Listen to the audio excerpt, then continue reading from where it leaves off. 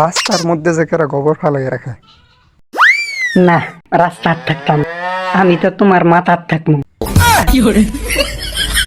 না।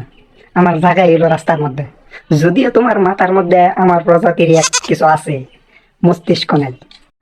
এই এই সাবধান, আমার মাথার মধ্যে মানে আমার মাথার মধ্যে কি গোবর? এটা কোনো কাম হইল? পরিপাটি হইয়া সুন্দর করে সাজ্জা আমি রাস্তার মধ্যে রোদ পোহাইতেছি, নায়ক সাজ্জা, এই আশায় যে আমার কোনো সুন্দরী রমণী তার কোমল হাতে উঠে জানি কোনো খড়ি অথবা বুট্টা বানাবো। যত যাই হোক, গোবর তো গোবরই। গোবর কি আর অমৃত হবো, সোনা হবো? আমার দাম সম্পর্কে কোনো ধারণা আছে?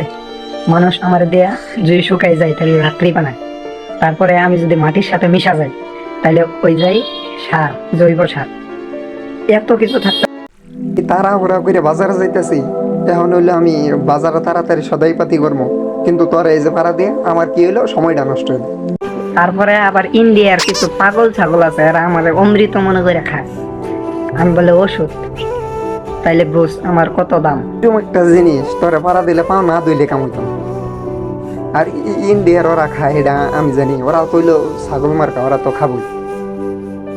ওরা খাইতো না, ওর কামি এটা। ওরা গোবর খাইতো না, খাবো কি? ওরা কি ভাত খাবো? ওরা বালা কিছু খাবো? ওটা তো তুই বুঝিস না, তোরা খায় তোর তোর বালা, আমার কি? আর তুই আমার পাড়া দিয়ে নষ্ট করে দিলে আমার সুন্দর চেহারাটা, এটার মাসুল তোরে দিতেও। ঠিক আছে, যা। ওর মাথায় আমি বসবাস করি, এটা মানুষ কথায় কথায় কয়, এটাও আমি শুনি, সমস্যা নাই। এরপর থেকে আর চোখ কপালে নিয়ে ঘুরবি না, চোখের জায়গায় লেগে ঘুরবি, যেন আমার গায়ে আর পাড়া না পড়ে। ঠিক আছে?